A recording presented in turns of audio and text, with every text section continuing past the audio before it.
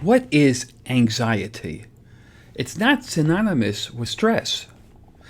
Rather, stress is merely the physical dimension of anxiety. In other words, stress is how anxiety registers in your body, in your shoulders, in your head. Hey, if I got a headache, in your arms. But anxiety is not just physiological. On the contrary, anxiety involves a perception or cognition of some sort. We see something and we know something when we're anxious. And what we see and what we know during moments of anxiety, we regard as dreadful. What then is the dreadful thing we know when we're anxious? Brace yourself, for I shall tell you in a moment.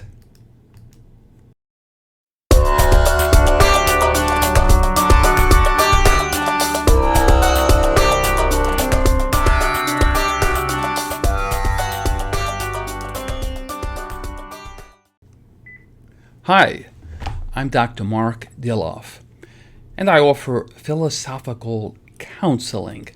I do not treat anxiety.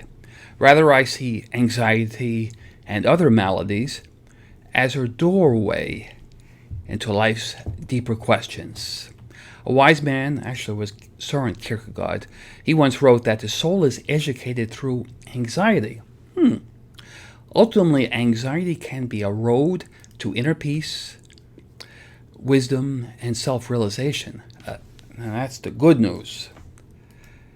Now, what you perceive during moments of anxiety is your unreality, your nothingness. Existentialists speak of groundlessness. Take that literally for a second, okay? I don't know where you're standing or sitting. It might be in your living room, at your office, at work, or you're standing in line at a coffee shop. But whatever the case, imagine now that you glance down,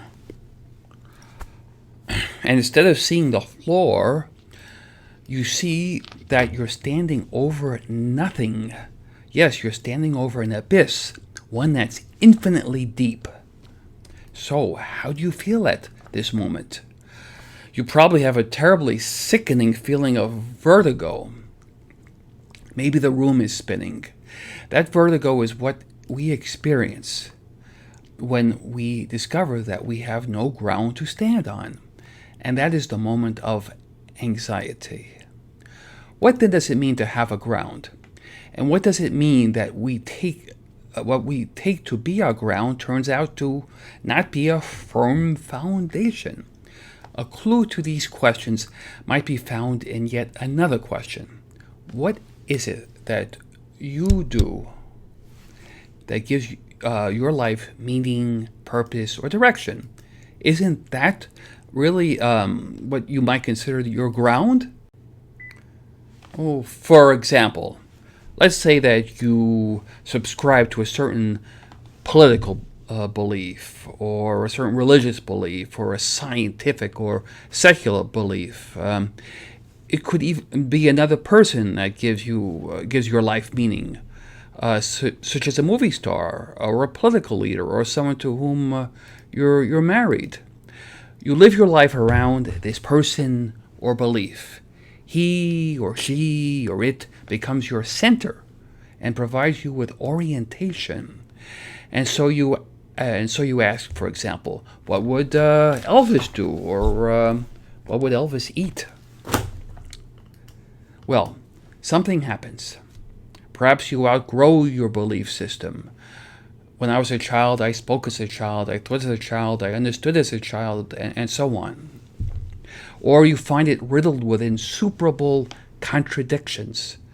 As a system, it's no longer able to organize your experience into a unitary and coherent whole.